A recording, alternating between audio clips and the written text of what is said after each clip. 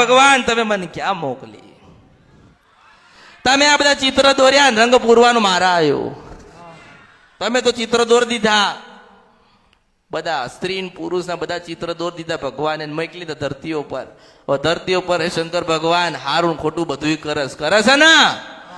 અને પછી ફસાઈ જાય, હારી જાય, તૂટી જાય, ભાગી જાય, ને પછી તૂટેલું લઈને મારી પાસે લઈને આવે છે કે અમૃત બાપાની મેરડી જોડી દો, તાર મારે જોડવા જવું પડે.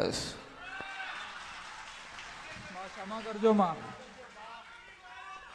હજારો લાખો કરોડો ગુના થઈ ગયા માં. એટલે જો મારું કામ છે સલાહ આલું છો. મારું કામ છે માર્ગ બતાડવાનો, કરવાનું તમારે છે. તારા દીકરાથી એવું કૃત્ય થઈ ગયું જે કહેવાય, પણ એટલું તો કહેવાય કે તારા દીકરાનો લોહી પડે છે એટલે ધીમે ધીમે ધીમે એનામાં પુરુષનું તત્વ જતું જાય છે ને સ્ત્રી પુરુષ મતનો ભેદ આવે છે વચ્ચેલો પાવૈયા કિન્નર નું રૂપ તારા દીકરામાં આવે છે. તું સમાધાન કરવા તૈયાર છો ભાઈ? માર કશું નથી નહીતર.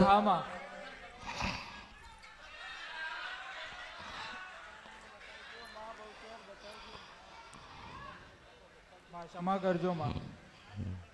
તમારે જવું છે, દરેક માણસ જવું છે આમ. ખરેખર મારે મોકલવાના છે આમ. ખરેખર જો મોટું દુઃખ હોય ને તો તારા દીકરાને, અને તારા દીકરાને જે દુઃખ છે ને ભાગ્ય કોકને જ હોય છે. કારણ કે કોક જ એવું હોય છે જે આવો ચાડો કરે. મેં પહેલા કીધું છે કે જાય છે તો જવા દો, તમારો જે વિષય નથી, તમે વિષયમાં પડશો નહીં. પણ તમે વિષયમાં પડ્યા, તમે ખોટું કર્યું, આજે તમે ફસાયા, આજે ભગવાનના માતાજી રૂઠ્યા, તો પછી એમાં હું શું કરું મન કે. પણ સાંભળ, હું તને એક સમાધાન બતાવું, તમારે બધાથી થાય તો કરજો. બાકી તમે તમારા રસ્તે ને મેરડી મારા ધામે, એ તો એવું જ હોય ને. મારા રસ્તે, તમે તમારા રસ્તે. તારો દીકરો હજુ તકલીફમાં આવશે ને પણ તને નહીં કે. કેમ નહીં કે કેમ નહીં કે હું તને કહું છું. માડી મેં કીધું તું પણ સમજતા નહોતા મારી વાતનું. પણ મારા રિપોર્ટમાં આવે ને, ડોક્ટર ના રિપોર્ટમાં ના આવો મેરડી ફાકડીઓ બાબાને ઓળખાય તો ઓળખાય. આ બહુચરમાં આયા, એના રિપોર્ટમાં બહુચરમાં આયા, મારા રિપોર્ટમાં આયા. દેવની ગતિ બહુ ન્યારી. ભણો તો ભણો, નતર પછી ગણો. બરાબર ને? સારું, ચલો હું સમાધાન બતાવું, કરી લેશો? બરોબર. પટેલ આ છોકરાનો ફોટો પાડ. પટેલ આ છોકરાનો ફોટો પાડ. આ કળિયુગમાં સાબુથી શું કેવું મેરડી આવી હતી બનાવવા? સાબુથી શું કે મેં મેરડીએ બનાવી તું? 2 મહિને પાછો આપણે ભેગા કરીશું ફોટા અને પૂછીશું એને.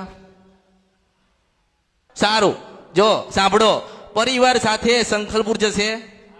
મારા વાતમાં જાગીરી છે. જશો? કોઈ પણ સોનીની દુકાને જજો, ચાંદીનો કુકડો લેજો. ઓછોમાં ઓછી પેલા સાંભળ તો ખરી, ઓછો સોનીના દુકાનમાં જજો ને કુકડામાં ખબર પડે છે ને, ચાંદીનો કુકડો લેજો. નાનો લો મોટો લો, પણ ઓછોમાં ઓછો 4,000 ની ઉપર ને 7,000 ની અંદર. કેટલા કીધા? જો ફેરથી મને પૂછીશ તો મને કશું યાદ રહેતું નથી. હું મસ્તાની મેરડી છું, મારા મોજમાં આવું તો 4,000 ની ઉપર અને 7,000 ની અંદર. હા, કોઈને પછી પૂછતો નહીં કે શું કરવાનું, જે હોય અત્યારે ભેગું કરી લેજો મગજમાં. એક કુકડો લેજે, એક સફેદ કલરની સાડી લેજે. સફેદ કલરની સાડી લેજે, એક ચાંદીનો કુકડો લેજે. ને તમારા ઘરના જે સભ્યો છે બધા સંખલપુર બહુચર માના મંદિરે જજો. ક્યાં જજો? સંકલપુર બહુચર. હા, બહુચર માના મંદિરે જજો. અને 700 રૂપિયા ઘરેથી 100 રૂપિયાની નોટો લઈને જજો. કેટલા લઈને જવાના? 700 રૂપિયા 100 કરીને લઈ જવા. હા, પેલા મંદિરમાં જજો. હાથમાં બધા જો માતા પિતા હોય ને, મા બાપ તો હોય ને, મા બાપ આગળ ઉભા હોય. બાપ સાડી લઈને ઉભો છે સફેદ કલરની, ઉપર ચાંદીનો કુકડો છે. માં ને બાપ પ્રાર્થના કરે બહુચર માં કે હે દેવી, હે ભગવતી, હે જગત જનની બહુચર માં, તું આ કળિયુગમાં ઘરે ઘરે બેઠી છો ને ઘરે ઘરે તારા પાવૈયા, તારા ભગતોય બટ્યા. બેઠ્યા હશે કે બેઠ્યા હશે કે તારા દીકરા છે. પણ હે માં, મારા દીકરાથી હજારો લાખો ને કરોડો ગુના થયા તારા, અને માં તું ક્રોધમાં આવી છો. માં તે દુઃખ હાલ્યું છે કે શું હાલ્યું છે, પણ મારા દીકરાને તું જે માર્ગે લઈ જવા માંગે છે એ માર્ગે લઈ જઈશ નહીં માં. હા માં. માં તારા તો હજારો પાવાયા છે ને હજારો તારા ભક્તો છે માં બહુચર. હા માં. તે એક મારા દીકરાને તું મેલી દે. હા માં. અને માં મને તો ખબર નથી, પણ અમૃતની મેરડી નહીં પાય ગયો તો ને અમૃતની મેરડીએ મને કીધું કે તારું દુઃખ છે માં. હા માં. મારું કે જે મારો હા માં. સિદ્ધ વંશપરા નદી કદ્રપ્યા મેરડી છો. તું વાત કરતો હોય ને શંખલપુર માં આવીને મારા કોરા દસ્તાવેજ ના બતાવું નો એ બહુચર ને તો મારું નામ કળિયુગમાં મેરડી નહીં. હું સિદ્ધ વંશપરા નદી ને ગંદ્રપ્યા મેરડી છો. હું મેલા મળી મેલી અને ચોખ્ખા મેલી ચોખ્ખી છો. હા માં. હાથમાં રાખજે અને પતિ પત્ની પ્રાર્થના કરજો કે માં મારા દીકરાના દુઃખમાંથી તું ઉગાર. તારું દુઃખ છે ને તું તારા ખોડે લે. માં મારા દીકરાને મટાડી દેજે જે દુઃખો હોય માં, હા માં. પણ માં મારા દીકરાને મટાડી દેજે. અમે તારા ને તું અમારી છો. મારા દીકરાથી અપરાધ થયો, પણ હે માં તું હવે ક્ષમા કરી દે. તું માં છો, તું માં છો, માં છો. 11 વખત કેજે. અને 12મી વખતે પછી એ કુકડો, ચાંદીનો કુકડો ને સફેદ સાડી મંદિરમાં અર્પણ કરી દેજે. માતાજીને ભેટ અર્પણ કરી દેજે. હા માડી. 5 નારિયેળનું તોરણ અર્પણ કરજે. સફેદ પેંડા અર્પણ કરજે. ગુલાબના ફૂલા અર્પણ કરજે. અને માને કહેજે કે માં બહુચર મારા દીકરાને કરન તો તું હારું કર. માં તું અમારી ને અમે તારા છીએ. હે શંખલપુરની બહુચર, તું તો જાગતી જોગ માયા છો. તે માં મારા દીકરાને મેલી દે ને છોડી દે. હા માં. મારા દીકરા ઉપર દયા કર માં. હા માં. આટલું કહીએ કે ના? હા માડી. આટલું કરીને બહાર નીકળજો હા માં. અને 7 ડોશીઓ મળશે. કેટલી? 7 ડોશી. કેટલી મળે? જયો માડી. કેટલી મળે? 7 માં. 7 7. 7 ડોશી મળે તો માંજે કે હું રાજપરાની ખોડિયાલ આવી હતી. હા માં. દરેક ડોશીને 100 રૂપિયા આપજે. હા માડી. કેટલી? 100 રૂપિયા. એટલે 7 રાજી હું મેળડી છો. પછી બરોબર 2 મહિના થાય હા માં. અને તારા દીકરાને બધું નખમય રોગ ના હોય તો માંજે કે હું અસલ ભરતની મેરડી ગાવા આવી હતી. રાજા માડી. તારા દીકરાને તારવા આવી હતી. તારા દીકરાને નવું જીવન આલવા આવી હતી.